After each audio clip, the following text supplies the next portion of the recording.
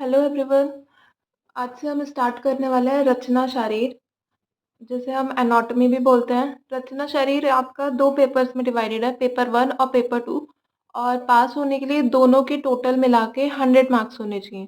Paper 1 और paper 2 दोनों ही part A और पार्ट बी में डिवाइडेड है, और दोनों ही पार्ट्स 50-50 मार्क्स के आते हैं। तो सबसे पहले हम पेपर 1 का पार्ट ए स्टार्ट करेंगे।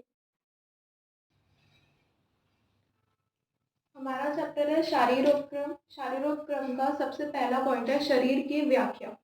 और हर साल इस चैप्टर से क्वेश्चन ज़रूर आता है। शरीर, शारीर और शारीरी की व्याख्या करने के लिए या फिर इनको डिफरेंशिएट करने के लिए, तो इन तीनों को सही से समझें। सबसे पहले हम स्टार्ट कर रहे हैं शरीर की व्याख्या। शरीर से मतलब है जो हमारी बॉडी है, इसकी व्युत्पत्ति कि एक शब्द कैसे बना है। श्रा धातु में ईरन प्रत्यय मिलने से शरीर शब्द बनता है। ये श्रा धातु है और ईरन प्रत्यय, जब ये दोनों मिलते हैं तो शब्द बनता है शरीर। नेक्स्ट आता है शरीर की व्याख्या में उसकी परिभाषा। अलग अलग आचार्यों के अलग अलग मत हैं और सभी ने अलग अलग परिभाषाएं दी हैं। सबसे पहले और सबसे इजी फॉर्म में जो आप श्लोक में याद कर सकते हैं वो है श्रियते अनेन इति शरीरम। जिसका प्रतिक्षण क्षय होता रहे उसे शरीर कहते हैं। मतलब जो धीरे धीरे करके हर समय थोड़ा थोड़ा डिस्ट्रॉय होता रहता है, नष्ट होता रहता है। प्रतिक्षण से मतलब है हर पल हर सेकंड जो थोड़ा थोड़ा करके नष्ट हो रहा है उसे हम शरीर कहते हैं। सेकेंड डेफिनेशन ये आचार्य चरक ने दी है। तत्र शरीरम नाम चेतना अधिष्ठान भूतम पंच महाभूत विकार समुदायात्मकम संयोगवाही।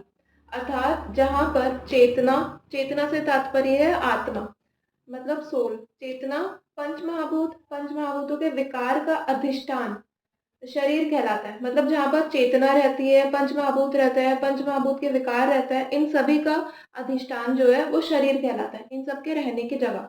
इसे आप श्लोक से भी याद कर सकते हैं। अगर आप श्लोक अच्छे से याद कर लेते हैं तो इसके क्या क्या कॉन्स्टिट्यूएंट है सब इजिली याद हो जाएंगे। जैसे चेतना अधिष्ठान, चेतना अधिष्ठान भूतम, भूतम से तात्पर्य है पंच महाभूत, और पंच महाभूत विकार। अर्थात शरीर वह है जहाँ पर चेतना, पंच महाभूत और पंच महाभूतों के विकार रहते हैं। इन सब का अधिष्ठान शरीर कहलाता है। नेक्स्ट डेफिनेशन है आचार्य सुश्रुत के अनुसार। शुक्र शोणितम गर्भाशय स्थम आत्म प्रकृति विकार सम्मोचितम गर्भ इति उच्यते। तम चेतनावस्थितम वायुर्विर्भजति तेज एनम पचति आपः क्लेदयन्ति पृथ्वी संहन्ति आकाशम विवर्धयति। एवं विवर्धिता सा यदा हस्तपाद जीव घ्राण कर्ण नितंब आदि बिर अंगै रूपे तस्तता शरीरम इति संज्ञां लभते। ये पूरा श्लोक दिया है आचार्य सुश्रुत ने। अब हम लाइन वाइज सारे श्लोक का मीनिंग देखेंगे। पहला है शुक्र शोणितम गर्भाशयस्थम आत्म प्रकृति विकार सम्मोचितम गर्भ इति उच्यते। अर्थात गर्भाशय, गर्भाशय से मतलब है यूट्रस, शुक्र से मतलब है स्पर्म, शोणित इज ओवम। तो गर्भाशय में शुक्र और शोणित मतलब स्पर्म और ओवम, गर्भाशय यूट्रस से आत्मा प्रकृति विकारों के साथ समूर्चित होकर, समूर्चित से मतलब होता है इनके साथ कंबाइन होकर, इनके साथ मिलकर गर्भ इति उच्यते, गर्भ को उत्पन्न करते हैं। तम चेतनावस्थितम वायुर्विभजति तेज एनम पचति आपः क्लेदयन्ति पृथ्वी संहन्ति आकाशम विवर्धयति। यहाँ पे पंच महाभूत का कार्य बताया गया है गर्भ के ऊपर। गर्भ में चेतना के स्थापित हो जाने के बाद, जब गर्भ में चेतना स्थापित हो जाती है तो उसके बाद वायु विभजति, वायु विभाजन का, तेज इनम पचती अग्नि पाचन का, आपा क्लेदयन्ति जल क्लेदन का, और पृथ्वी संहन्ति, पृथ्वी संहनन का, आकाशम विवर्धति आकाश विवर्धन का कार्य करता है। एवं विवर्धिता स यदा हस्तपाजीवा घ्राण कर्ण नितम आदि भेर अंगे रूपे तस्तदा। इस प्रकार से बड़ा हुआ गर्भ, इस प्रकार से बड़ा हुआ गर्भ हाथ पैर जीवा घ्राण कर्ण नितंब आदि अंगों को प्राप्त करता हुआ, मतलब जब पंच महाभूत गर्भ के ऊपर एक्ट कर रहे हैं, उस पर अपना कार्य कर रहे हैं, तो उसके बाद जो गर्भ है वो हाथ पैर जीवा घ्राण कर्ण उसमें सारे ऑर्गन्स एक एक करके डेवलप होने लगते हैं। शरीरम इति संज्ञाम लभते, और इसी को हम शरीर की संज्ञा देते हैं और ये पूरा शरीर के नाम से जाना जाता है। इसे आप गर्भ की परिभाषा में भी लिख सकते हैं। ये गर्भ का जो चैप्टर है आगे जाके उसमें भी आपको ये श्लोक मिलेगा।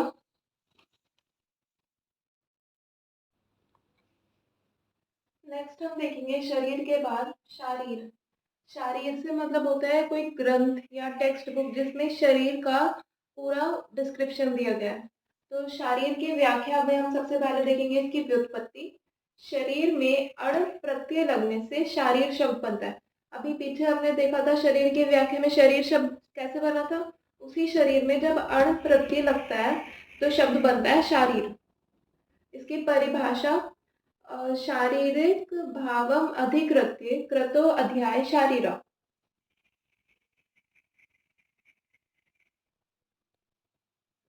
अर्थात शारीरिक भावम अधिकृत्य मतलब शरीर के भाव, शारीरिक भाव जो है उनका वर्णन जिस ग्रंथ या शास्त्र में बताया जाता है या उनका वर्णन जिस ग्रंथ में मिलता है उसे हम शारीर कहते हैं। शारीरिक भावम अधिकृत्य कृतो अध्याय शारीरा, शरीर के भावों को जिस ग्रंथ या शास्त्र में बताया जाता है उसे शारीर कहते हैं।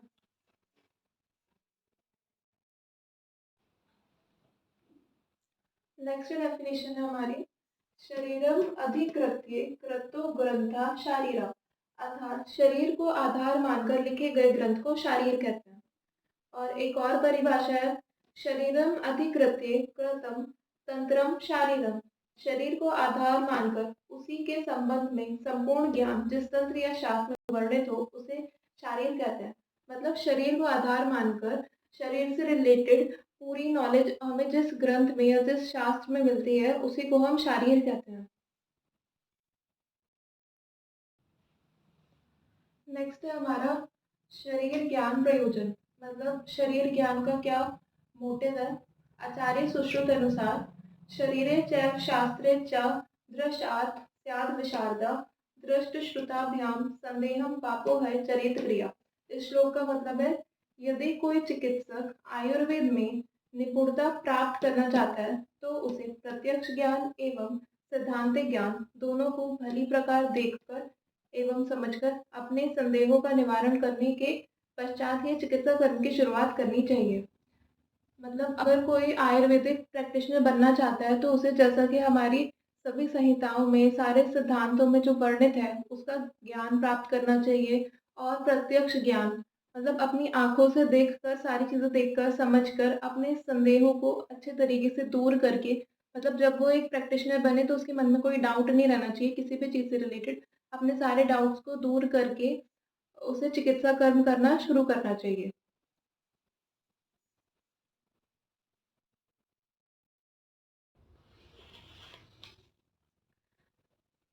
नेक्स्ट है आचार्य चरक अनुसार, इन्होंने कहा है शरीरम सर्वदा सर्वम सर्वथा वेद यो भिषक आयुर्वेदम साक्षात्सर्ये वेद लोक सुख प्रदम, अर्थात सभी प्रकार से सदैव जो चिकित्सक शरीर को पूर्ण रूप से जानता है वही लोक में मनुष्य को सुख देने वाले आयुर्वेद शास्त्र को पूर्ण रूप से जानता है।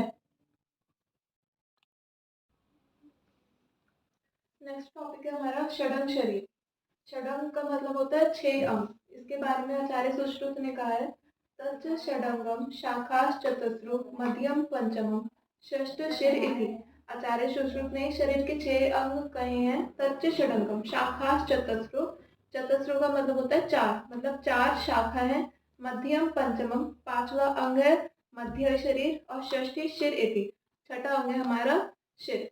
शाखा का मतलब होता है अपर एंड लोअर एक्सट्रीमिटी, दोनों हाथ और दोनों पैर। मध्य शरीर में इंक्लूडेड है थॉरैक्स और एब्डोमेन। और शिर में आता है हेड और नेक। 4 शाखा, एक मध्य शरीर और एक शिर, टोटल होते हैं 6 अंग। इसी को षडंग शरीर कहा गया है। नेक्स्ट है आचार्य चरक अनुसार, इन्होंने श्लोक दिया है तत्रायाम शरीर संयोग विभागा तद्यथा दौ बाहु दौ सक्थिनी शिरो ग्रीवम अंतरादि इति षडंग मंगम। इन्होंने कहा है शरीर के 6 अंग है। 2 बाहु, बाहु का अर्थ होता है हाथ। 2 शक्ति मतलब दोनों पैर। एक शिरोग्रीवा मतलब शिर व ग्रीवा हेड और नेक रीजन। और एक अंतरादि या मध्य शरीर मतलब थॉरैक्स और एब्डोमेन। ये भी सेम मीनिंग है जो आचार्य सुश्रुत ने कहा था, बस श्लोक की वर्डिंग्स अलग है।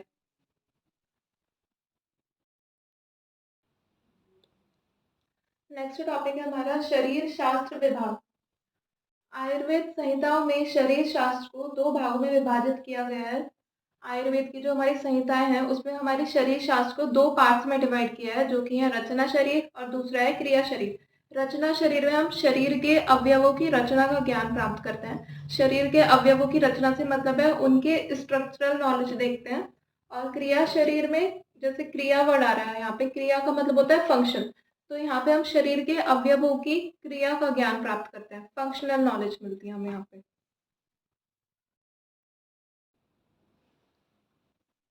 आचार्य सुश्रुत ने शरीर के अध्ययनार्थ निम्नलिखित 10 अध्यायों का वर्णन सुश्रुत शारीर स्थान में किया है।